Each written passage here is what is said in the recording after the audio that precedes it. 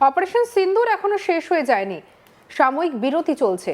ভারতের বিরুদ্ধে যে কোনো সিদ্ধান্ত সীমান্ত পারের আগ্রাসনকে অ্যাক্ট অফ ওয়ার হিসেবেই দেখা হবে, আর তারপর ভারত যে প্রত্যাঘাত করবে তার ফল হবে মারাত্মক। অপারেশন সিন্দুরের পর শত্রুদেশ পাকিস্তানকে কড়া ভাষায় নাম না করে এই ভাষাতেই বার্তা দিয়েছিলেন ভারতের প্রধানমন্ত্রী নরেন্দ্র মোদী থেকে শুরু করে প্রতিরক্ষা মন্ত্রী রাজনাথ সিং এবং দেশের সেনা প্রধানরাও। কিন্তু দেশটার নাম পাকিস্তান। অপারেশন সিন্দুরে যাকে বলে নাস্তানাবুদ হয়েও যাদের শিক্ষা হয়নি, তাই বারবার ভারতের বিরুদ্ধে হামলা নাশকতার ছক কষেই যাচ্ছে। সম্প্রতি উত্তর কাশ্মীরের কেরান সেক্টরের যোধা মকান বিরান্দরি এলাকায় ফের পাকিস্তানি ড্রোনের উপস্থিতি নতুন করে সীমান্তে উত্তেজনা বাড়িয়েছে। বুধবার ভোরে সীমান্তের আকাশে একাধিক সন্দেহজনক ড্রোন উঠতে দেখা যায়।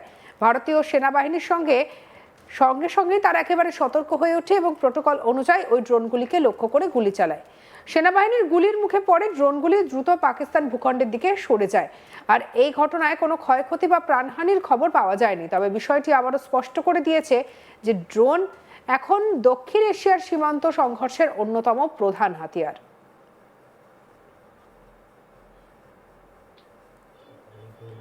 এবার আপনাদেরকে বলি যে কেরান সেক্টর কেন গুরুত্বপূর্ণ। কেরান সেক্টর দীর্ঘদিন ধরে ভারত পাকিস্তান সীমান্তে উত্তেজনার অন্যতম কেন্দ্র। নিয়ন্ত্রণ রেখা এলওসি ঘেঁষা এই অঞ্চলটি ভৌগোলিকভাবে অত্যন্ত সংবেদনশীল। পাহাড়ি এলাকা, ঘন বন এবং প্রাকৃতিক আড়ালের কারণেই এখানে নজরদারি চালানো বরাবর চ্যালেঞ্জের। আর অতীতে এই এলাকাতেই অনুপ্রবেশ, অস্ত্র পাচার এবং জিহাদি প্রবেশের করিডোর হিসেবে ব্যবহৃত হয়েছে এটি। ফলে আকাশপথে নজরদারি বাড়ানো পাকিস্তানের কাছে তুলনামূলকভাবে কম ঝুঁকির একটি কৌশল বলে বিবেচিত হচ্ছে। বিশেষজ্ঞদের মতে ড্রোন ব্যবহার করে পাকিস্তান একদিকে যেমন ভারতীয় সেনাঘাঁটি এবং চলাচলের উপরে নজরদারি চালাতে চাইছে, তেমনি অন্যদিকে ভবিষ্যৎ অভিযানের জন্য রিয়েল টাইম তথ্য সংগ্রহের চেষ্টা করছে। এবার আপনাদেরকে বলি যে ড্রোন যুদ্ধ আসলে কি। গত এক দশকে সীমান্ত সংঘর্ষের ধরন আমূল বদলে গিয়েছে। আগে যেখানে মূলত গোলাবর্ষণ, অনুপ্রবেশ এবং সরাসরি সামরিক সংঘর্ষ ছিল প্রধান উপায়, সেখানে এখন প্রযুক্তি নির্ভর যুদ্ধই হয়ে উঠেছে মুখ্য। ড্রোন সেই পরিবর্তনের কেন্দ্রবিন্দুতে। পাকিস্তান সীমান্তে সাম্প্রতিক বছরগুলিতে ড্রোনের উপস্থিতি ধারাবাহিকভাবে বেড়েছে। বিশেষ করে 2023 সালের পর থেকে এই প্রবণতা আরও তীব্র হয়েছে।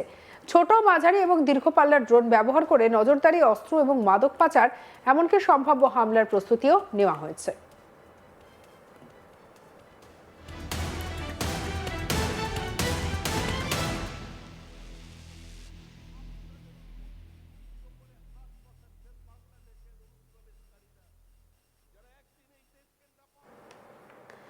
26 সালের জানুয়ারি মাসের প্রথম 20 দিনের মধ্যে অন্তত 5 বার ভারতীয় আকাশসীমার কাছে বা ভেতরে পাকিস্তানি ড্রোনের দেখা মিলেছে।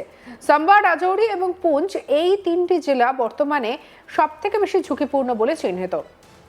পাকিস্তানি ড্রোনের ক্ষমতা সে সম্পর্কে এবার আপনাদের বলি। পাকিস্তান মূলত 3 ধরনের ড্রোন এই অভিযানে ব্যবহার করেছে: শাপার 2, শাপার এবং তুরস্কের বয়রক্তার BT-2। শাপার 2 এবং শাপার 3 ড্রোন পাকিস্তানের নিজস্ব প্রযুক্তিতে তৈরি। এগুলি মাঝারি পাল্লার ড্রোন যা দীর্ঘ সময় আকাশে থাকতে পারে এবং উচ্চমানের ক্যামেরা এবং সেন্সরের মাধ্যমে নজরদারি চালাতে পারে। অন্যদিকে বয়রক্তার BT ড্রোন আন্তর্জাতিকভাবে পরিচিত একটি কমব্যাট ড্রোন যা নজরদারির পাশাপাশি নির্ভুল হামলাও চালাতে পারে। বিশেষজ্ঞদের মতে এই ড্রোনগুলি ব্যবহার কেবল নজরদারিতেই সীমাবদ্ধ নয়, প্রয়োজনে এগুলির মাধ্যমে অস্ত্র, গোলা বারুদ, এমনকি মাদক পাচারও করা হচ্ছে। পাঞ্জাব ও জম্মু অঞ্চলে অতীতে একাধিকবার ড্রোনের মাধ্যমে অস্ত্র ফেলার প্রমাণ মিলেছে। ভারতের পাল্টা কৌশল এই ক্রমবর্ধমান ড্রোন হুমকির মোকাবিলায় ভারতীয় সেনাবাহিনীর বড়সড় প্রযুক্তিকে রদবদলের পথে হাঁটছে। চীন এবং পাকিস্তান দুই সীমান্তে নিম্ন উচ্চতায় নজরদারি বাড়াতে একাধিক পদক্ষেপ নেওয়া হচ্ছে। আর এর মধ্যে সবথেকে উল্লেখযোগ্য উদ্যোগ হলো air command and control sector গড়ে তোলা। সীমান্ত বরাবর একাধিক এমন কেন্দ্র তৈরি করা হচ্ছে সীমান্তে, যেগুলি একত্রে একটি সমন্বিত আকাশ প্রতিরক্ষা বলয় তৈরি করবে।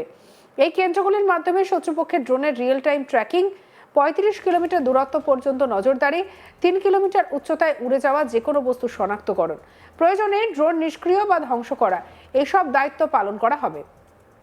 ভারত কেবল প্রতিরক্ষায় নয়, আক্রমণাত্মক ড্রোন কৌশলেও জোর দিচ্ছে। পরিকল্পনা অনুযায়ী ওয়েস্টার্ন থিয়েটারে প্রায় 10,000 ড্রোনের পরিচালনার সক্ষমতা তৈরি করা হচ্ছে। পাশাপাশি প্রকৃত নিয়ন্ত্রণ রেখা বরাবর 3,488 কিলোমিটার এলাকায় 20,000-এরও বেশি ড্রোন মোতায়েনের পরিকল্পনা রয়েছে।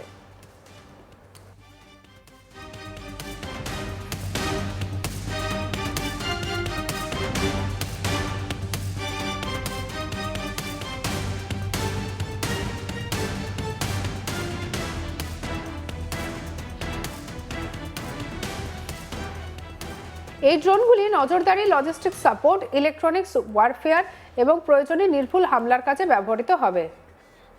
এতে সীমান্তে সেনার ওপরে চাপ অনেকটাই কমবে এবং দ্রুত সিদ্ধান্ত নেওয়া সহজ হবে বলে মনে করছেন প্রতিরক্ষা বিশ্লেষকরা। স্থলবাহিনীর শক্তি বৃদ্ধি, ড্রোনের পাশাপাশি স্থল এবং রকেট ফোর্সেও বড়সড় শক্তি বৃদ্ধি করেছে ভারতীয় সেনা।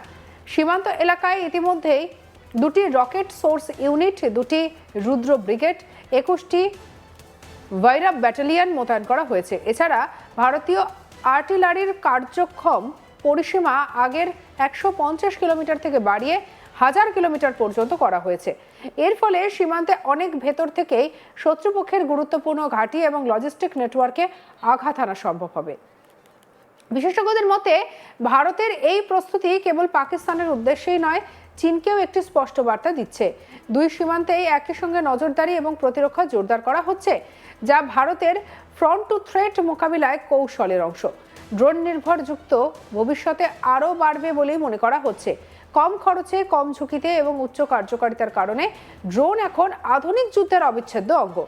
কেরান সেক্টরের সাম্প্রতিক ঘটনা আপাতদৃষ্টিতে ছোট হলেও এর তাৎপর্য গভীর।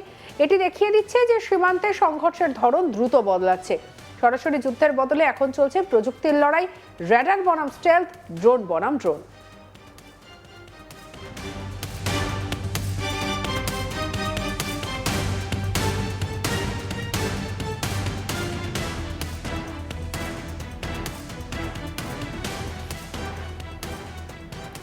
ভারত এই পরিবর্তনের সঙ্গে তাল মিলিয়ে প্রস্তুতি নিচ্ছে। তবে প্রতিরক্ষা বিশ্লেষকদের মতে প্রযুক্তির পাশাপাশি কূটনৈতিক স্তরেও সতর্কতা জরুরি, কারণ আকাশে একটি ভুল হিসাবেই বড় সংঘর্ষের রূপ নিতে পারে। এক কথায়, উত্তর সীমান্তে ড্রোনের এই ছায়াযুদ্ধ আগামী দিনে আরও জটিল, আরও প্রযুক্তি নির্ভর এবং আরও কৌশলগত হয়ে উঠতে চলেছে, যার প্রভাব শুধু সীমান্ত নয়, গোটা অঞ্চলের নিরাপত্তা সমীকরণেই পড়বে।